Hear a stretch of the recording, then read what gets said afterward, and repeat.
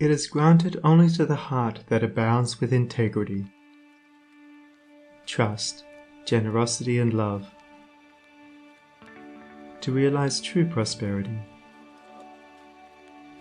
The heart that is not possessed of these qualities cannot know prosperity.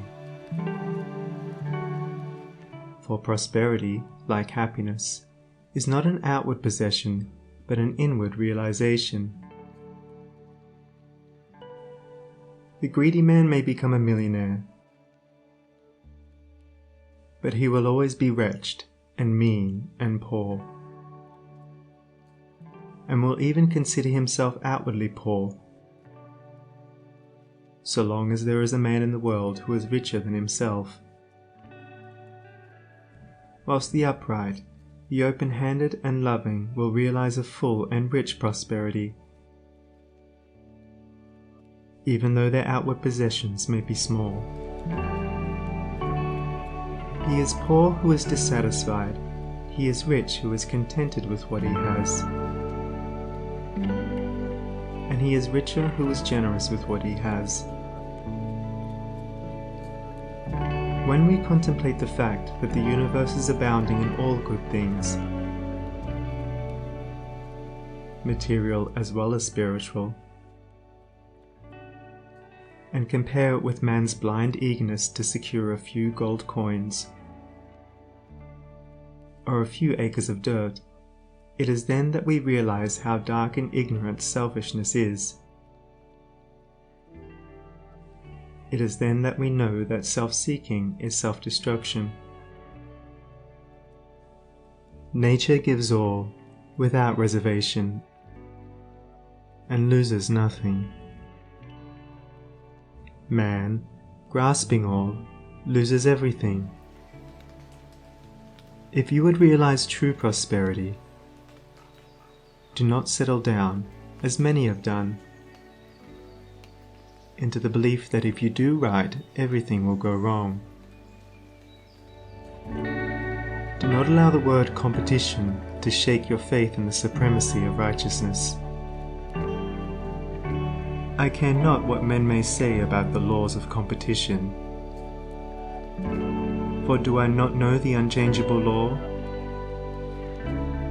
which shall one day put them all to rout, and which puts them to rout even now in the heart and life of the righteous man? And knowing this law, I can contemplate all dishonesty with undisturbed repose, for I know where certain destruction awaits it. Under all circumstances, do that which you believe to be right, and trust the law.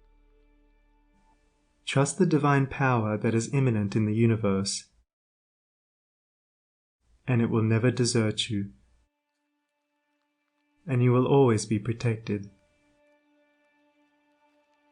By such a trust, all your losses will be converted into gains,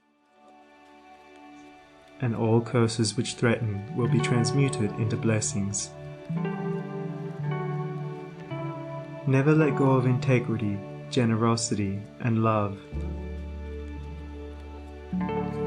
For these, coupled with energy, will lift you into the truly prosperous state. Do not believe the world when it tells you that you must attend to number one first, and to others afterwards. To do this is to not think of others at all, but only of one's own comforts. To those who practice this, the day will come when they will be deserted by all, and when they cry out in their loneliness and anguish, there will be no one to hear and help them. To consider oneself before all others is to cramp and warp and hinder every noble and divine impulse. Let your soul expand. Let your heart reach out to others in loving and generous warmth, and great and lasting will be your joy, and all prosperity will come to you. Those who have wandered from the highway of righteousness guard themselves against competition. Those who always pursue the right need not to trouble about such defense.